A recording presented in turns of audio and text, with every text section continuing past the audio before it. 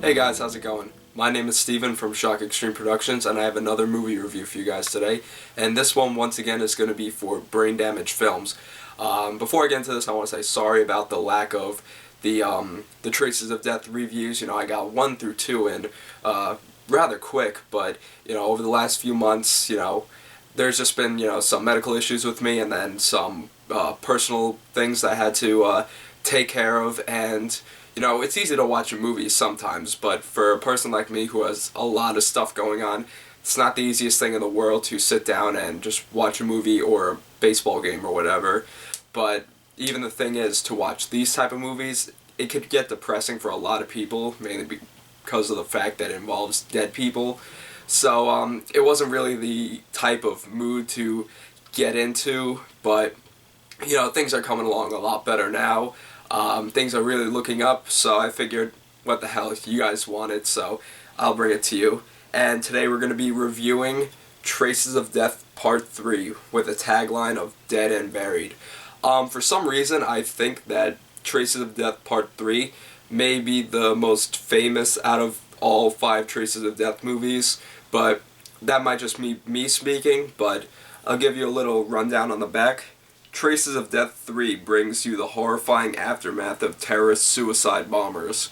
You will look into the hollow eyes of a young girl who fell victim to a true Silence of the Lambs story. See the gut-wrenching torture influenced by the inflicted. My reading always sucks when I do these. Inflicted by the Salvadorian Death Squad. The first true shockumentary series continues with the most brutal and vile acts of inhumane atrocities ever compiled on film. Keep your unbelieving eyes open and let the carnage continue.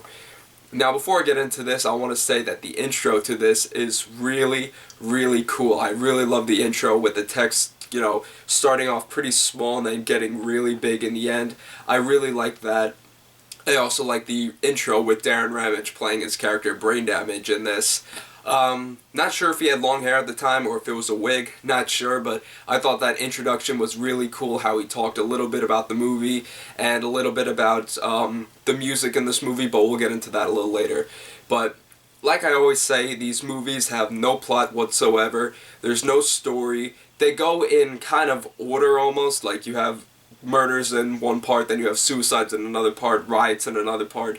So, not a story, but it's organized well, I will give it that. Most other death movies don't really organize it. Traces of Death does a great job with organizing it. But anyway, the main thing in this movie, which they had a lot with, was the suicide bombings. There was a lot of suicide bombing aftermaths in this movie. A lot of video came from, I think it was the Middle East. A lot of the crazy stuff that was happening over in the Middle East. They did show one thing. They didn't show it actually, but they showed the aftermath of a torture device called the burning necklace, which is basically you have a rubber tire around your neck, poured with gasoline and then set on fire, and you pretty much burn to your death with a flaming tire around your neck. So a lot of that, they showed a lot of gruesome stuff, executions and the aftermath of this. I don't know if they worked for the drug lords or, they were their own thing, but by this group called the Salvador Death Squad, which pretty much was responsible for murdering a lot of people in, of course, El Salvador. So you saw a lot of gruesome pictures of that.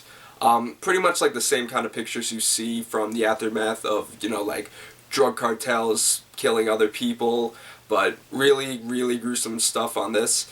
You do see, though, in this movie, you see in Africa, I believe it's Africa, the way that they turned the boys into men and the girls into women by pretty much circumcising the boys and cutting the clitoris off of the women. And they do it in the old-fashioned way, which really wasn't my cup of tea to watch at all. But a lot of that. Then with the thing with the Silence of the Lambs, they don't show much of it, but they do show a girl getting unlocked by the police who was basically locked in a room for 7 or 8 months, and they called it a true Silence of the Lambs story. But you know, you'd probably have to watch it to learn a little more. And of course, with every Traces of Death movie, you always get the, you know, the motor vehicle accidents, you know, the car accidents, the monster truck accidents, the motocross accidents, dirt bike accidents, motorcycle accidents, race car accidents. So you always get those in these movies. But that's all the scenes that really come to mind in this movie. Let's go into the special features a little bit. Or before I do that, I do want to say that the music in this movie is...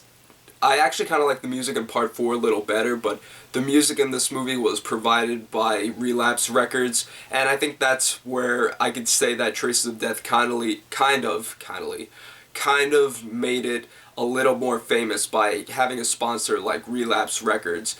I don't know if they're still big today. I know they're still around, but I don't know if they were big back then or if they're really big now. I'm not 100%. But they put a lot of cool bands on this. The bands on this are Purge, Sinister, Messhugah, Brutality, Dead World, Dismembered, Deceased, Gorefest, Core, Macabre, Benediction, Hypocracy, Incantation, and Repulsion. And I thought that was cool. I thought the first track on this was cool, especially with the intro with Brain Damage. That track was by Mortician. To tell you the truth, I actually knew a couple of the bands before I saw Traces of Death 3. I definitely knew who Messhugah was, Mortician, Gorefest, and Core. I definitely knew who those were, but before that I really didn't know any other bands. But the music in it was definitely good. If you guys like heavy metal music, then, you know, you'll really like Traces of Death 3. But now going into the special features in this, you know, you get the full screen presentation, of course, bonus footage, which is kind of more the same of what you see in the actual movie. I don't know why they put bonus footage into it. It's usually only 3 or 4 scenes, but nothing more than that. I have allergies like crazy. You get the scene selection, and of course you have the interview with Darren Ramage, also known as Brain Damage. Pretty much talking a little bit more about, you know, Traces of Death 3. He also talks about how they got the music into this, and that's one thing I have to say. On a lot of these websites, you know, Wikipedia, talking about the movies, they say that the heavy metal music was mainly used to give it a more satanic and evil feel to it. Maybe that's true, but in the documentary of Darren Ramage, he never said anything about that. He said the main reason why they played heavy metal as opposed to music played in low-budget horror movies was because a lot of the fans who saw the first movie told them that what they would do was watch the movie, turn down the volume, and play their heavy metal music on their stereo, and I guess that gave Darren the indication to say, you know, maybe we'll give the fans what they really want and play metal music through it. But they don't say anything about having a satanic reference to it. But overall, that's about it. You know, it's a death movie, so I'm really not going to rate it. I really don't want to rate it, mainly because it kind of seems a little morbid to rate a death movie. Like, this one has more better kills than the last film, so that kind of seems really morbid, so I really don't want to get into that. But I know the price on Amazon jumped back up a lot. It's now at $100, I believe, so maybe the price will go back down. It's been fluctuating through the past few months, but if you could find a copy of this, if you're only a true person that likes these death movies, you know, they're not my cup of tea, but I just figured, me and Moods616 just decided, you know, what the hell, it's a good price, so, and I did the VHS review back in the day and thought maybe it's time to do these movies in greater detail. Only if you're interested in death movies do I recommend this. For anybody who doesn't really like horror but is extremely scared and disturbed by movies, definitely do not pick these up. I will warn you once, and they will warn you again in the beginning. But, alright guys, that was my review for you guys today. Hope you all enjoyed.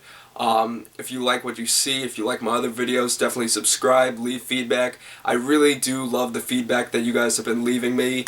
I'm trying to get back to all of your comments, just, you know, my personal life, and just stuff like that has been in the way. So if you commented and I haven't commented back, don't worry. I should be getting to all your messages very soon. New videos coming up very soon, I promise. Once again, my name is Steven from Shock Extreme Productions, and until next time, see y'all later.